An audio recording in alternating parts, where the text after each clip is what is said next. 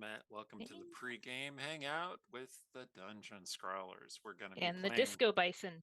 Yeah, the Disco Bison.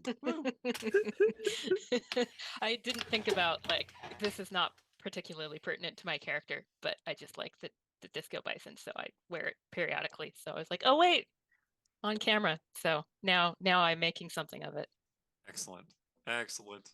Yeah, we'll be doing the next episode of the Path Arcana campaign, but first, we're just going to hang out. Oh, man, it's been a long week and it's only Wednesday, unless you're in Australia, in which case it's Thursday. Yes, it is.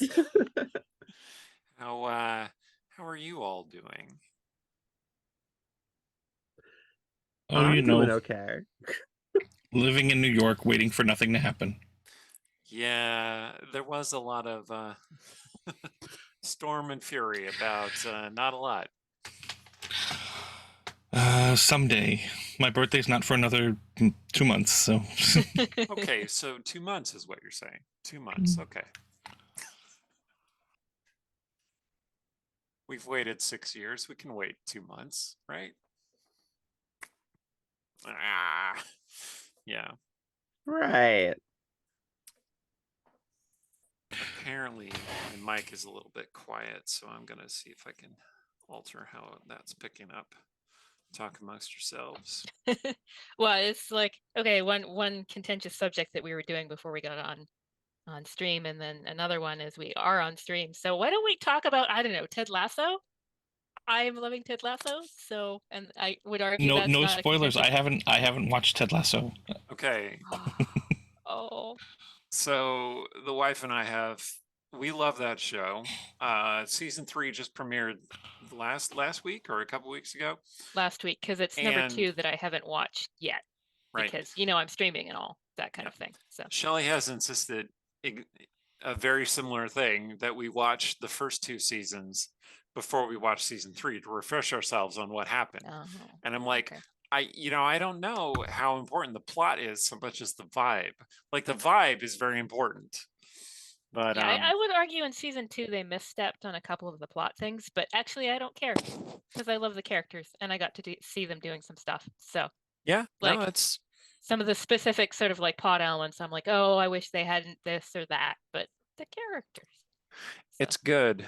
Like, you feel like it's just going to be all super positivity, clownishness all the time, all heartwarming stuff all the time, but there's actually kind of an attempt to engage with toxic positivity and the effect it can have on yourself and the people around you. I don't know. It's really good. Like, I'd recommend people watch it. I've only seen season 1 and season 2 because we haven't finished watching the whole thing in preparation for season 3 yet. So I don't know. Maybe season 3 goes totally off the rails in a totally different direction. 2 episodes so far, right? So right. They don't have time for that. But no, I think because it's only going to have 3 seasons, which on the one hand, sad, but on the other hand, I think that was part of the quality of The Good Place. Was that it had its beginning, it had its end, they knew where they were going, they knew how they were going to pace it out, and so I feel like Ted Lasso is probably similar. I think with any good piece of even serial media, knowing your target endpoint and being able to reach that on your own terms rather than either getting cut off or extending kind of beyond its natural endpoint, because we've seen TV shows do both, all over the place. I think they're unsatisfying ends when they do end, right? You get either you've gone past the point where there are good ideas to talk about, or you find out with 2 episodes left that you got to cram in 3 seasons worth of work. Yeah, there are exceptions. About $18.99. There are exceptions. Like, I know that certainly as far as series finales go, I cannot imagine one more perfect than The Good Place. Mm-hmm. The Good Place ended fantastically, and it was pretty good. Yeah, I liked it. which is the exact opposite of my feelings on How I Met Your Mother. That's a good, yeah. Yeah. I was gonna say I can think of one counterexample for when I think it was good that it was cut off unexpectedly, which I think is Firefly, because Joss had a fundamentally good thing, and I think the longer he had it in his power, the more he would have jossed it up, based on some of the like plans that he had sort of for like longer term stuff in the Firefly universe. It's like, oh, Well, yeah, maybe. To use Joss as an example, thing that you said, but yeah, you're probably right. Yeah, to use Joss as a different example, you know, for Buffy, they thought season 5 was the last season, and they ended it like it was a series finale. And the season 7 finale is not as good as the season 5 finale. It just isn't. The end of the show wasn't as good as what they thought was originally going to be the end of the show. Yeah. And yeah, in part because he jossed it up. And I think in part because he jossed some of the people up. You know, you can't. Toxic creators are toxic, and so when you're in an environment for too long, you're going to wind up poisoning the people around you. But you know, Buffy season 5 it wrapped really well, and then you know they got 2 more seasons, and it was like okay. Which let's season do something. was the musical episode in? Because one could argue that is very worth it. I know Hush was earlier, but wasn't the musical episode in season 6? It might have been. I'm going to look that up. Yeah. I'm not saying there weren't worthwhile episodes, or that there wasn't anything else to explore, but in terms of, you know, kind of completing the story, you know, they completed the story with the end of season 5, and then they had to kind of reopen the story to tell more, to have more episodes. Yeah, I have a weird perspective on Buffy because I wasn't watching it as it aired, or but I started at the beginning of season 6 and then watched it all the way through to the end of season 7, meanwhile picking up the beginning. So I had this weird sort of season 6 interspersed with season 1 and 2 kind of experience of it. And I don't know that I ever did finish season 4, because once the finale for season 7 had aired, like season 4, there obviously I watched Hush, but like there's some real like boring parts, and the sort of emphasis to keep going through those when you know where it's going to and you've watched where it's going to, it was not there for me. So and then now like I couldn't go back and watch it, like knowing what I know now. I can't even, there's a cool podcast about where they talk about like the different episodes, and I can't even listen to that. I'm like, I'm thinking too much about the, you know, what the toxic environment must have been like. So yeah, my wife and I had watched when the DVDs came out. We watched straight through, and I have this thing where as a writer, you know, you sit there and you're writing the next scene in your head, like, oh, this is where they're going, and I was obnoxiously on point with a lot of them, but I didn't know all the terrible stuff about Whedon until later, and now I can't, you know, I can't go back and rewatch any of it, because I know how some of his cast members were suffering. Yeah, that's valid. I haven't watched any Buffy or Firefly in a very long time. Yeah. I might be able to rewatch Firefly. I don't know. Like, and it's one of those things where, you know, the proverbial suck fairy who like hits your media while it's sitting there on the shelf, the suck fairy visits and then makes it suck. Like, I don't want to know if she has visited Firefly. So I will just leave my DVDs on the shelf and let them remain good in memory. I'm not a big rewatcher anyway, so.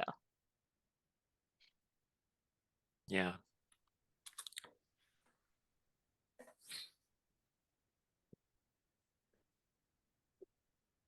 Lively group fight. What other media do you want to dissect, Eric? So I just came off a very rough meeting. Oh, I'm sorry. Yeah, you said you were coming from that, and I was like, Wow, like I'm impressed. To avoid all spoiler talk entirely, I've been very much enjoying both season 3 of The Mandalorian and season 3 of Picard. Oh yes, season 3 of Picard is so good. Should I just like start there? Because I heard Yeah. everything about like 1 and 2, and I was like, eh. And then now I'm like, maybe I just watch season 3. Maybe You can do that. You can do that. There's virtually nothing you need to know from season 1, and literally nothing you need to know from season 2. Well, there we go. Yeah, pretty much. That's good. Yeah, I recall that I watched season 1 and I was like, yeah, okay, sure. Like there's some parts of this that I very much enjoyed, but I wasn't like tripping over myself to watch it. I don't know. I used to be a big Star Trek person, but that was some years ago. Like I'm a Next Generation person. Like I watched that. I loved that show. That was my Star Trek when I was growing up. And then there were other Star Treks and I was like, yeah, okay, fine. And they just keep moving farther and farther away from my ideal Star Trek. This is probably how people feel about early editions of D&D. Anyway. I think you'll enjoy Picard season 3. Okay. See, for me, I will admit, controversial opinion here. I enjoy a lot of the new Trek. Like I do, for different reasons. Like it's a lot of stuff that twigs for me in different ways than some of the older stuff does. But I enjoy that still playing in this universe that I love. To varying degrees, I think. I know that with Picard, I enjoyed season 1. Season 2 I found to be like so. There's a lot of things in that one that I was just like, really? But overall, like I still had fun, so it's okay. 3 though is just blowing me out of the water so far. I am loving everything about it. Okay. Well, I'll look into it when I get a chance. One of these days. That's fair. I haven't been able to afford to re-up my Disney Plus subscription just yet, so I'm waiting. I am waiting to watch the new Mandalorian. I have not seen this week's episode. I liked last week's episode a lot. I know, controversial statement. But anyway, apparently this week's episode is really, really good. That's what I've heard anyway. Nice. I also want to catch now, especially now that the season's done, I want to catch The Last of Us. Oh, yeah. Yeah. I don't know. I was pretty happy with how that ended. Yeah. Because I know all about the games, but I've played them. You know, the wife does not. So she's watching it and she's all, who's gonna die? I'm like, you don't want me to tell you that. She's like, who is it, Eric? Who's gonna die? And I'm like, just watch the episode. It's fine. And I was watching her watch the episode. And then the ending happens. And she looks at me and she's like, I'm not sure how to feel about that. And I'm like, exactly. Yeah. Gotcha. That's what it should be like. So yeah, it's lots to be said. Good show though. Or not if you want to avoid spoilers. Yeah. Which Notice is also that I just talked about how cool it was without giving any spoilers about how anything works out. I mean, like, who knew that they would all be eaten by giraffes at the end? Like, that's right. That really completely. Yeah, Brian, you're on mute, right? Yeah, the giraffes eating everybody. Oh boy. Ooh. Hey, did you know those are real giraffes? They were not CGI. They were real giraffes. Amazing. Anyway. Okay. So, yeah. So with this, apparently there's a movie coming out sometime soon. Oh, so we are doing this? I was wondering. Oh. Are we John gonna Wick. do this or we're not doing Oh yeah, John Wick. That's right. John Wick 4 is coming out pretty soon. Peacock, because I get Peacock through Xfinity. Why else would anyone have Peacock? I don't know. To watch the traitors is the answer to that. And escape Yeah, to the that's why we chateau, got but- it. Anyway, they were like, the first 3 John Wick movies are gonna be streaming ready for this. And I was like, that's a lot of John Wick to do all at once. It Like, really do is. the first 3 and then go to the 4th one, which is And yet- presumably what they thought that you would do. And yet, for some people, not nearly enough John Wick. Right? Look, they are fun. That's all I need. I like getting to watch Keanu Reeves be a badass. Like it's just this weird thing that's become its own genre, and I am totally cool with it. For me, like, I had seen John Wick 2 before I saw the first John Wick movie. And John Wick 2 does this wonderful thing where it creates this almost like vampire mythology around the world of assassins. And so yeah, I see what you're saying. And I'm very interested to see, especially as they do their spin-off stuff, like with the ballerina film, and there's supposed to be a TV show as well. How they develop that society that, you know, apparently runs kind of parallel to ours but is unseen. There's this, it's almost like a World of Darkness kind of flavor to it, but not supernatural. But not supernatural, and so it gives it not supernatural. Like, I don't know. I watched 2 of those movies. Not blatantly supernatural. All right. Certainly like hyperhuman. Like they do things people can't really do. But like metahuman, I don't know that it reaches that level. Well, but Rhiannon, you were going to say the Fast and Furious franchise, because like I haven't watched any John Wick and I haven't watched any Fast and Furious, but I was reading some article about how the like later Fast and Furious are sort of becoming more and more like oozing over into speculative fiction. Like Fast and Furious, they were talking about like, going to the superhero kind of like aspects of it, which, you know, is spec-fic really. And so now it sounds like that's doing that too, which it seems like it should be some kind of like interesting kind of like dissertation topic about like long franchises that sort of start you know, in just action, but then go towards the speculative fiction side. Come to us. It's interesting, yeah. I think there's a lot to be said about and for that point. Fast and Furious is definitely pretty far into the camp side of things. Yeah. Well, like it's becoming less and less realistic, but that doesn't make it not enjoyable or silly. It's not necessarily silly.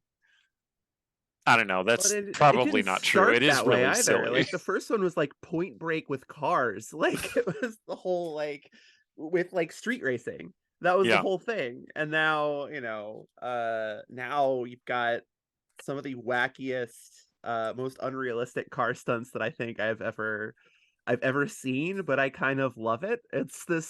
They went to space, okay? Honestly, though, I'm starting to enjoy the idea of media that just takes these ideas and tropes and just unabashedly leans into it. I saw a talk of, I can't remember the name. It's like there's an anime that's coming out recently that takes all of the like most cliched, over the top tropes in quote unquote bad isekai and just like leans into it and dials it up to like the highest setting possible. Are you talking about The Eminence and Shadow? Because it basically does that, yeah. Yes, that's exactly what I'm talking about. I'm watching that right now and I'm like, oh my god, why? But it knows it's dumb and it's unabashed about that fact. Like it's just like this is what this is. You will enjoy it or you won't, and we don't care. Yeah. Like, something respectable about that. Yeah. I haven't seen it yet, but I've heard some description that there's also this aspect of like what was it? Everyone in the setting except the MC is basically playing Game of Thrones, and the main character is like playing D&D, but as the person who is the DM's worst nightmare. Yep. Like, and everything he says comes true in some way. Like if he's like, yeah, there must be a conspiracy of this cult that's out destroying the world, and then it comes true. It's like an actual thing that actually exists in the setting now. So he's like, just like, what, he's rewriting that world as he goes? Like, what is basically? But I don't think he realizes that he's doing it. That's the thing. It's bizarre. I kind of admire that on some level. Yeah, the DM's worst nightmare, who is also like the DM's cousin, and his aunt is like, you be nice to your cousin, and he's like, oh man, okay, fine. Yeah, fine. I guess. But so yeah, just everything he says, the DM's like, yes, that is a thing in the world. And you can't even kill the kid off. Yeah. Not allowed. Right. No matter how run into mommy. No matter how hard he tries. Yeah. It's wild. Oh, for sure. Like, I just seen clips, and I'm just like, this is wild as hell, and I am kind of intrigued. So yeah. So, all right. So there's this other movie that's coming out, and I'm wondering if we should talk about it in the 4 minutes remaining. I mean, I don't mind. So, who else is really looking forward to the next Shazam movie? Anybody? Anybody? Did you know that came out? I actually know. I did see a trailer. Right. Yeah. I knew it was coming. I forgot that it actually had already come out, which probably doesn't speak well to its advertising campaign. Not super great, no. I missed out. I missed that the new Ant-Man movie was coming out, and then I was like, oh no, like I'm proving them right that nobody ever goes to movies outside the house anymore. And I actually do like going to movies in theaters, but I just don't like think of it necessarily anymore. And then I was like, actually, wait, I watched the first Ant-Man and the second Ant-Man both on planes. So they haven't lost like me on those yet. Yeah, so you got to maintain the strategy, the pattern. Yeah. I don't have a plane trip for a long time though, so maybe I'll have to watch Quantumania on DVD or something. So speaking of movies, 2 minutes left. I heard that there's a really big deal being made about this Everything Everywhere All at Once movie that won all these awards. Thought I was going there, didn't you? I did. I'm wondering why we're not, honestly. I don't care. Like, okay. Yeah, there's a D&D movie. It's apparently pretty decent. Like, a lot of people are saying, hey, this is real good. I'm excited. Or at least really entertaining. So yeah. I'm not entirely sure what to expect, but I'm cautiously optimistic about it. Yeah. I mean, it has no oatmeal rug, so that we know of. That we know of. Yes. Look, I've seen clips. I'm excited by the clips. It looks fun. That's all I really ask for. So I have not seen any trailers since the original trailer that came out all those months ago. I haven't seen the updated clips and stuff, so I don't know. Oh, I did see the picture of the big dragon though. There's a particular scene in one of the clips that I think you'll like. I will not spoil it, but it's good. Excellent. I wish it had one of my favorite Chris's instead of my second to last favorite Chris, but I mean, at least he's not my last favorite Chris. I hear he does a spectacular job though, so that's something at least. Like, well, I mean, I would believe it of him because my least favorite Chris, like, I don't believe he can do a good job, but like second to last, like that's just more about the Chris's above him rather than the Chris below him. That's fair. Yeah. Wait. Now, at the risk of judging persons, who is your least favorite Chris? Well, I actually have to look him up because I have ceremonial. Yes, Okay. ceremonially forgotten his last name. Chris Pratt, yeah. There's a special place at the bottom of the list for Chris Pratt. Yeah, well, Chris Pratt is doing has done just such an excellent job as Mario that they don't even play his voice when they're advertising the Mario movie. That's true. There is a Mario movie coming out. I had forgotten about that. Which for some reason didn't come out on March 10th. That would have been the perfect day. Yeah, right. But that's all the time we have. That's all the time we have. Got to get to a commercial and come back for the show in 5 minutes. Yep. So don't go away.